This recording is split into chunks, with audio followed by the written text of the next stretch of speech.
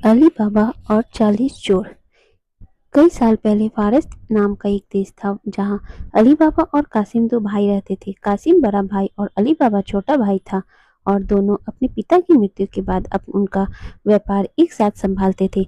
दोनों भाई में बड़ा भाई कासिम लालची स्वभाव का था और उसने धोखे से अपने पिता का पूरा व्यापार हथिया लिया और छोटे भाई को भगा दिया। उसके बाद अली बाबा अपनी पत्नी के साथ किसी बस्ती में एक झोपड़ी में गरीबी की जिंदगी बिताने लगा। अली बाबा रोज सुबह जंगल जाकर लकड़ियां काटकर बाजार से बेचने जाता था, जिससे उसकी रोजी रोटी चल रही थी। एक दिन जब अली बाबा जंगल में लकड़ियां काट रहा था कि तभी उसे 40 घुड़सवार वहां से आते हुए दिखाई दिए। उन सभी घुड़सवारों के पास खजाने की पोटली और खंजर थे। ये सब देखकर अली बाबा समझ गया कि वह सभी चोर है। अली बाबा पेड़ के पीछे छुपकर उन्हें देखने लगा और तभी सारे घुड़सवार एक बड़े पहाड़ के साथ पास जाकर खड़े हो गए। वहां मौजूदा चोर के सरदार ने पहाड़ के सामने खड़े होकर बोला, खुल जा सिम सिम। तभी अचानक से पहाड़ की एक गुफा का दरवाजा खुला। सभी घुड़सवार उस गुफा के अंदर चले गए और दरवाजा बंद करने के लिए बोला, बंद हो जा सिम सिम। ये सब देखने के बाद अली बाबा बहुत हैरान हो गया। कुछ समय बाद गुफा का दरवाजा फिर से खुला और सारे घुड़सवार वहां से चले गए। अली बाबा को यह जानने की बहुत उत्सुकता थी कि आखिर इस गुफा में ऐसा क्या है और वो सब वहां क्या कर रहे थे। इसके बाद वो गुफा के अंदर जाने का सोचता है और पहाड़ के सामने खड़ा होकर हो जाता है और घुड़सवारों के सरदार के शब्द को बोलने लगा, खुल जा सिम सिम। अली बाबा के बोलने पर गुफा का द्वार खुल गया और जब वह अंदर पहुंचा तो वहां मौजूद सोने की गिन्नियां, असरफिया, गहने आदि देखकर बहुत चक्का रह गया। हर तरफ खजाना ही खजाना था। यह सब वह बहुत खुश हुआ क्योंकि उसे पता चल गया था कि चोर सारा चोरी का माल यहाँ छुपाते हैं।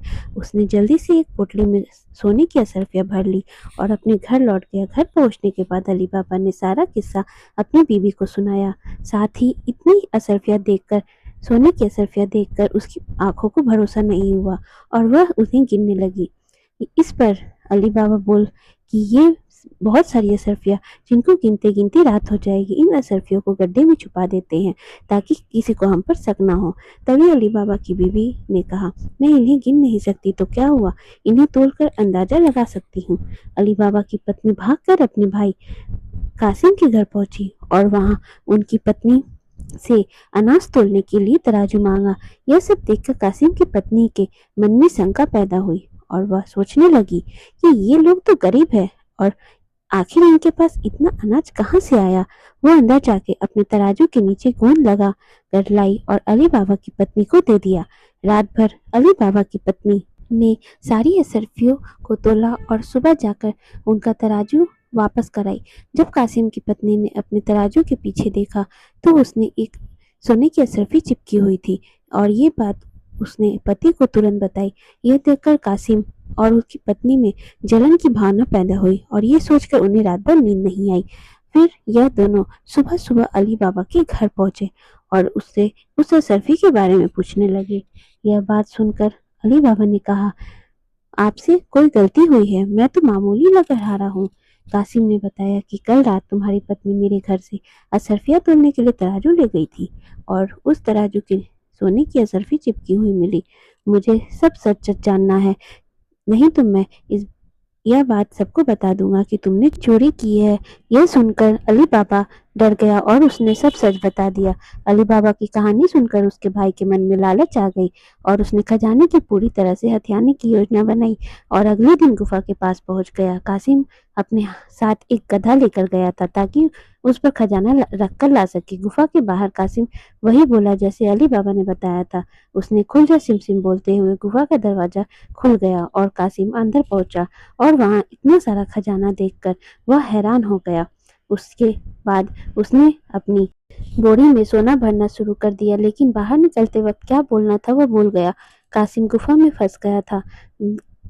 उसने वहां से निकलने की बहुत कोशिश की लेकिन नाकाम रहा।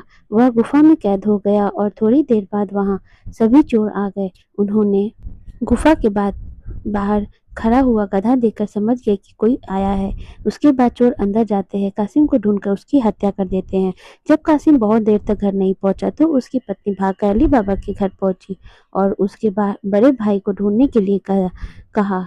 अली बाबा उसके बाद अपने भाई को ढूंढते हुए गुफा के पास पहुंचा। वहां उसने अपने भाई के गधे को घास चरते हुए देखा। वह समझ गया कि कासिम अंदर ही होगा और चोर ने उसे पकड़ लिया होगा। जब वह अंदर गया तो उसको वहां अपने भाई की लाश मिली और उसे लेकर घर लौट आया और किसी को पता नहीं चले इसलिए अपने भाई की मौत को प्राकृतिक मौत बताया और अंतिम संस्कार कर दिया। बाद में कासिम की पत्नी के कहने पर अली बाबा और उसकी बीवी को कासिम का व्यापार संभालने एक साथ रहने लगे। वहीं दूसरी तरफ जब चोर गुफा वापस लौटते हैं तो वहां कासिम की लाश नहीं मिलती है। वह समझ जाते हैं कि कोई और है जिसे इस गुफा के बारे में पता है। फिर वह गांव पहुंचकर ये पता लगाते हैं कि बीते दिनों किसके यहाँ मौत हुई है और फिर चोर को अली बाबा का घर मिल जाता है। अली बाबा के घर के बाहर वह क्रॉस का निशान बना देते हैं जिससे रात में उन्हें घर ढूंढने में आसानी हो। उसके बाद वह अली बाबा ने अपने घर के बाहर निशान देखा तो वह समझ गया कि चोर को उसका घर पता चल गया है, इसलिए वह गांव के सभी घरों को के बाहर वैसा ही निशान बना दिया। और जब चोर रात को वहां पहुंचे तो सभी घरों के बाहर एक जैसा निशान देखकर दुविधा में पड़ गए और लौट गए। लेकिन चोर का सरदार इतनी आसानी से चुप रहने वाला नहीं था। उसके लिए उसने गांव में अपने आदमी को भेजकर ये पता करवाया कि हाल ही में कौन अमीर हुआ है। ऐसा उनको अली बाबा का पता चलता है। उसने अली बाबा के घर को अच्छे से देख लिया और रात में उनके घर एक तेल का व्यापारी बनकर पहुंचा। वह अपने साथ 40 तेल के कंटेनर ले गया जिसमें 39 में चोर छिपे थे और एक में तेल था। उसने योजना बनाई कि जब रात में सब सो जाएंगे तो वह अपने साथियों के साथ मिलकर अली बाबा को मार देगा।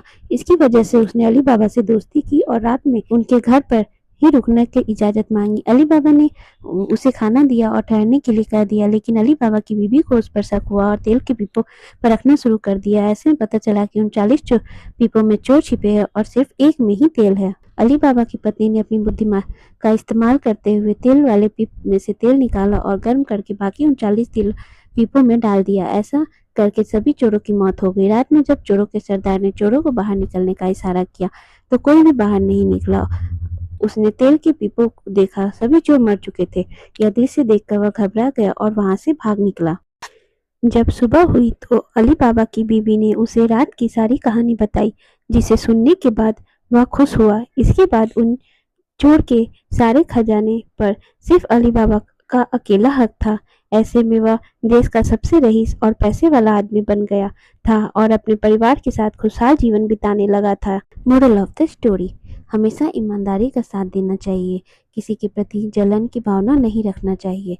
चाहे वह मुसीबत आ जाए, हमेशा धैर्य रखनी चाहिए और अपने विवेक से फैसला लेना चाहिए।